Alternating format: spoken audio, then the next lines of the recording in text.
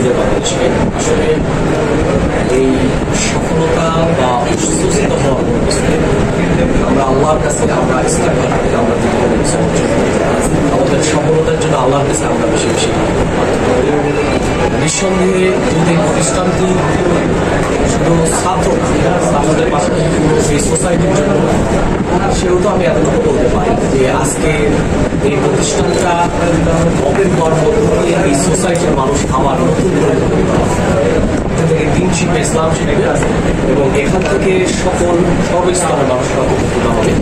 ইসলামী ছাত্র শিবির চাই একটি সমৃদ্ধ বাংলাদেশ, ইসলামী ছাত্র শিবির চাই আমরা একটি বাংলাদেশ সেখানে ইনসাফ প্রতিষ্ঠা করব। ইসলামী ছাত্র শিবির চাই এমন একটি দেশ যেটা মানুষের অধিকার নিশ্চিত।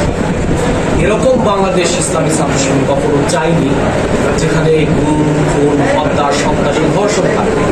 এটা ইসলামী ছাত্র শিবির কখনো চাইনি। ইসলামী ছাত্র শিবির প্রত্যাশা হলো সমৃদ্ধ বাংলাদেশ করা। তারই তৈরি ইসলামী ছাত্র শিবির তার জনশক্তিকে তৈরি করে সর্বস্তরের মানুষকে দেশ গড়ার জন্য ইসলামী ছাত্র শিবির সব আহ্বান সবসময় রেখে আসছে।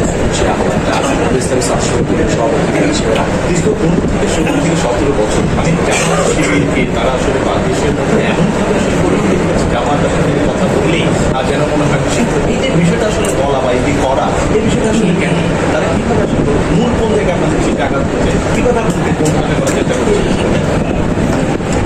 ইসলামী ছাত্র শিবিরকে কোণঠাসা করা, আমি মনে করি ইসলামী ছাত্র শিবিরকে কোণঠাসা করা মানে হলো একটি আদর্শকে স্তব্ধ করে দেওয়া।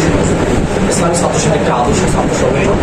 বিভিন্ন মিডিয়া, বিভিন্ন ব্যক্তি, রাজনৈতিক ব্যক্তি, বিভিন্ন প্রশাসন থেকে শুরু করে রাষ্ট্রযন্ত্র ব্যবহার করে ইসলামী ছাত্র শিবিরের যে কণ্ঠস্বরটাকে স্তব্ধ করার ষড়যন্ত্র হয়েছিল, আমি মনে করি তারা জাতি এটা প্রত্যাখ্যান করেছে। পুরো সোসাইটি আমরা দেখতে পাচ্ছি ছাত্র জনতা তাদের আন্দোলনের মাধ্যমে স্বৈরাচারকে বিদায় দিয়েছে। তার মানে তারা চেষ্টা করেছিল যে এমন একটি জাতি গঠন করা যারা ইসলামের হবে, ইসলামের বিরুদ্ধে অবস্থান নেবে, কিন্তু আমরা দেখেছি তার উল্টাটা হয়েছে। এটার অন্যতম কারিগর আমরা মনে করি ইসলামী ছাত্র শিবির, তারা সবসময় কার্যক্রম অব্যাহত রেখেছিল।